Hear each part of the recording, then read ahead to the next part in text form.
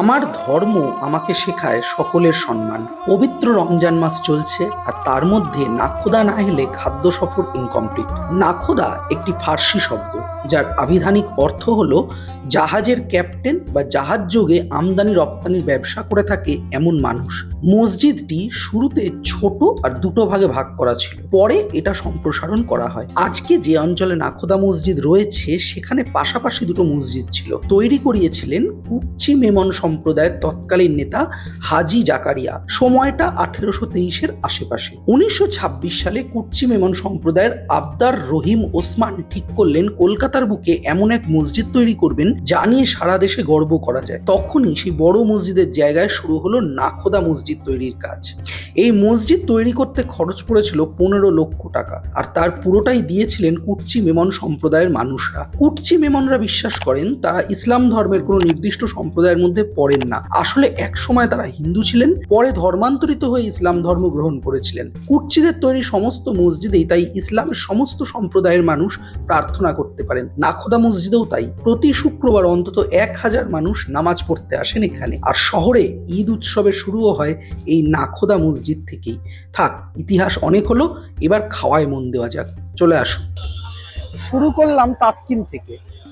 তাসকিনে আসার মূল উদ্দেশ্য হলো এনাদের চিকেন চাঙ্গেজি খাওয়া। এরকম শিকে করে ঝুলছে কাবাব। আমরা অর্ডার করেছি কোয়ার্টার প্লেট চিকেন চাঙ্গেজি। তাসকিনে আফগানি মুর্গ চাঙ্গেজি, মাহি আকবরি সমস্ত কিছুই পাওয়া যায়। আমরা নিয়েছি quarter plate chicken Changezi. Zakaria স্ট্রিটে শুরু করলাম তাসকিন দিয়ে।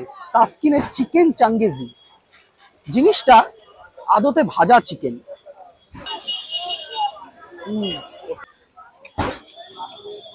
মশলা দিয়ে অনেকক্ষণ ম্যারিনেট করা, দেন ছাঁকা তেলে ভাজা। অনেকের মনে প্রশ্ন থাকতে পারে ছাঁকা তেলে ভাজার জন্য ভেতরটা কাঁচা আছে কিনা। না, 2-3 বার করে ফ্রাই করা হয়, যার ফলে চিকেনের ভেতর থেকে নরম। মজার কথা হচ্ছে এটা full plate, quarter plate, half plate এইরকম হিসেবে পাওয়া যায়। আমি কোয়ার্টার প্লেট নিয়েছি, দামটা নিচে ডেসক্রিপশন বক্সে দিয়ে দেবো। ওপর থেকে একটা মশলা ছড়ানো আছে টক ঝাল, যেটা এটার গেম। একদম চিকেন ময়েস্ট হয়ে গেছে, দুর্দান্ত। অনেক বছর আগে একবার এসেছিলাম, এখন এসে সেই স্মৃতিটা আবার তাজা হয়ে গেল। দুর্দান্ত বানিয়েছে, একেবারে ফাটাফাটি। এরকম একটা ধনেপাতা পুদিনা পাতার ডিপ আছে আর একটু কাঁচা পেঁয়াজ, এটা দিয়ে একটু খেয়ে দেখি।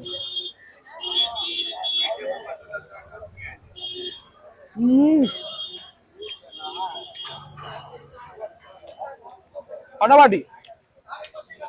তাসকিনে এলে চিকেন চাঙ্গেজি অবশ্যই নিন।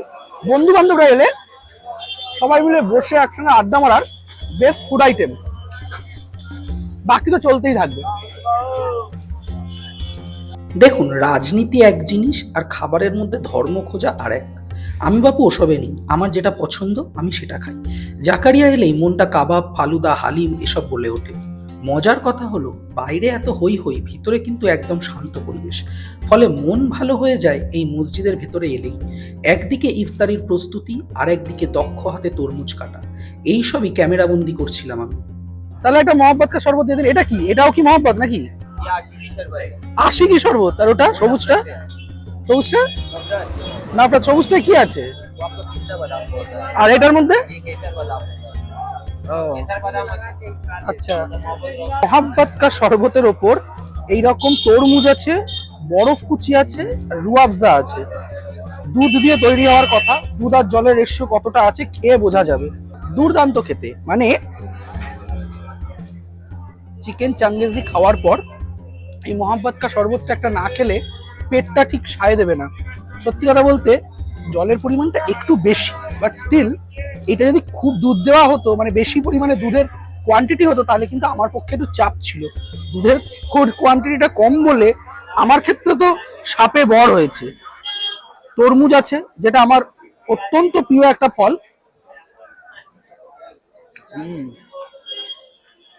ফাটাফাটি। নফরত কা শরবত নিচ্ছি, মহাব্বত কতটা পেয়েছি জানি না, কিন্তু নফরত তো প্রচুর পাই। কেশর পিস্তা শরবত, নাম দিয়েছে নফরত কা। এটাও দুর্দান্ত খেতে, কেশর পিস্তা শরবত দুর্দান্ত খেতে। মোহাব্বত কা শরবতের যেমন আলাদা টেস্ট, এই কেশর পেস্তা শরবতের কিন্তু ফাটাফাটি টেস্ট। অল্প অল্প পেস্তা কুচি মুখে পড়ছে, তবে দামটা একটু বেশি বলেই মনে হলো। মুখে পেস্তা আমন্ড কুচি পড়ছে। 3টে শরবত অর্ডার দিয়েছি, খেতে খেতে অর্ধেক পেট ভরে যাবে। 3 নম্বর শরবত আশিকিকা শরবত। এটা বললো কেশর, দুধ, আমন্ড এসব দিয়ে বানানো। আগেরটা তো আমন্ড পেয়েছি।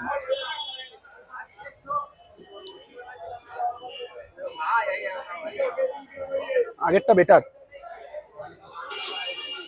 বা এটাও হতে পারে আগেরটা খেয়েছি তার টেস্টটা এতটাই ভালো লেগেছে, এটা হয়তো ভালো লাগছে না। এটা ঠিকঠাক। পুরানি দিল্লি মোহাব্বত কা শরবত থেকে বেরিয়ে গেছি, এখন যাচ্ছি আল বাইকের দিকে। দেখি আল বাইকে গিয়ে কি পাওয়া যায়, কি খাওয়া যায়। চলুন, দেখা হচ্ছে। রমজান মাসের রোজা রাখার পর ইফতারিতে জমিয়ে খাওয়া হয় সবাই একসাথে। জাত ধর্ম ভুলে সবাই হাত লাগালেই সম্প্রীতি বজায় থাকে। চারিদিকের কালারফুল খাবার দেখতে দেখতে মনটা ভালো হয়ে যাচ্ছে, আর ভালো লাগছিল এদের আতিথেয়তা। আলবাইকে যখন পৌঁছলাম তখন জোর কদমে চলছে সন্ধ্যার খানা প্রস্তুতি। সিগড়িতে শেখা হচ্ছে একের পর এক কাবাব, আর লোকজন এসে বায়না করে তুলে নিচ্ছে তাদের মনোমতো পার্সেল। এদের জোম্যাটো সুইগির বেশ চাহিদা দেখলাম।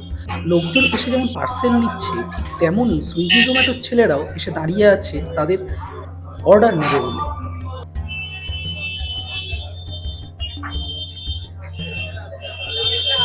চিকেন আফগানি কাবাব আছে, একটা শিখে 2 পিস। এইরকম টেক্সচারটা দেখুন, কি লোভনীয় ব্যাপার। একেবারে এইরকম নরম একেবারে টেক্সচার। এই দেখুন, জাস্ট হাতের হালকা চাপে কেটে গেল। Look at the kebab man, just দেখো কতটা জুসি। এটা রুমালি রুটির সাথে বেস্ট যেত, কিন্তু আমি রুমালি রুটি নিই। খেয়ে দেখা যাক কেমন।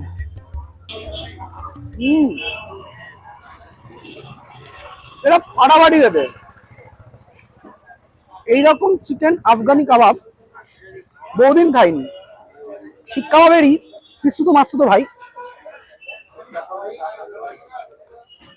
কিন্তু খেতে দুর্দান্ত, ফাটাফাটি লাগছে। এরকম অল্প অল্প ধনেপাতা, কাঁচা লঙ্কা, গরম মশলা আছে। এই বাটারটায় ডুবিয়ে খেতে दिल गार्डन गार्डन हो गया।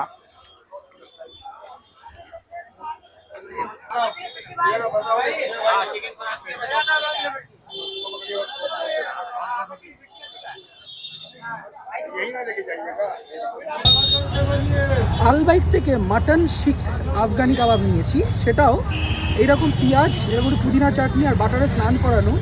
এইটাকে আর কাটেনি, মানে এটাকে এইরকম বড় একটা পিসি দিয়ে দিয়েছে। দেখা যাক কিরকম এই টেক্সচারটা। ওহো, কি দুর্দান্ত টেক্সচার দেখুন, জাস্ট এইরকম নরম।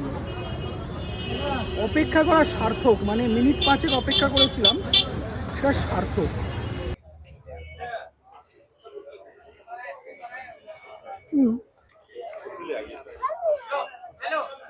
বাট চিকেনটা আমার বেশি ভালো লাগলো মাটনটার থেকেও। চিকেনের টেক্সচারটা একদম মোলায়েম, মুখে দিতে মিলিয়ে গেছিল। এর মধ্যে একটা কোয়ার্স টেক্সচার আছে, সেটা ভালো। আমার টেস্ট প্যালেট অনুযায়ী চিকেনটা বেস্ট ছিল। এরপর টুকটুক করে চলে গেলাম 110 বছরের পুরনো লেজেন্ডারি অ্যাডামস কাবাবে।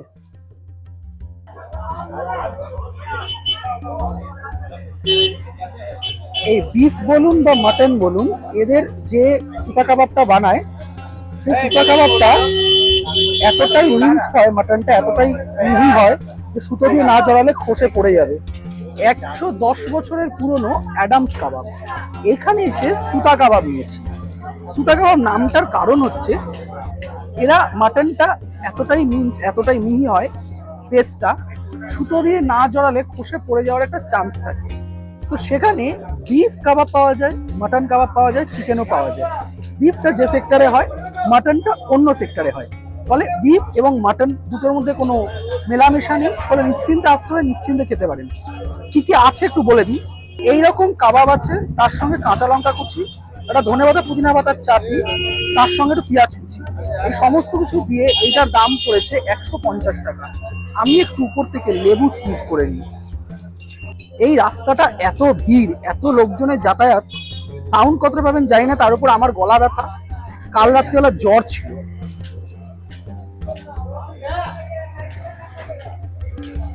গলাউটি কাবাবের মতন পেস্ট, কিন্তু এর স্বাদের মশলা সম্পূর্ণ আলাদা। এক টুকরো কাঁচা লঙ্কা দিয়ে এটা খেয়ে দেখি।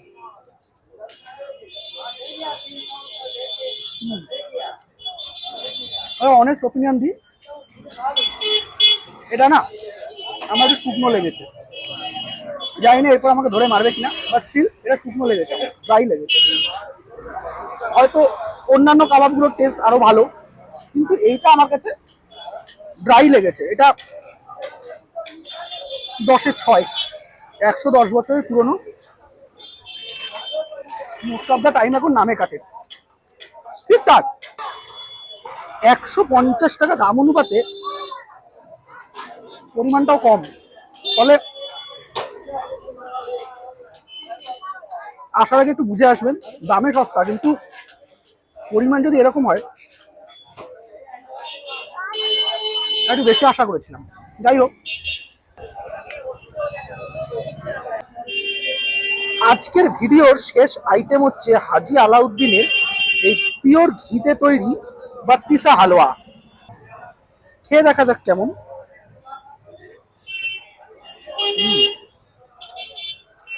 মুখে দিতেই মিলিয়ে গেল। শেষ পাতে একটু মিষ্টি মুখ না করলে এই জাকারিয়া স্ট্রিট ফুড ওয়ার্কটা টিকে লাগতো। ভিডিও কেমন লাগলো অবশ্যই জানাবেন। খুব তাড়াতাড়ি আরো ভালো কিছু এপিসোড আসছে, সঙ্গে থাকুন, চ্যানেলটা সাবস্ক্রাইব করে দেবেন।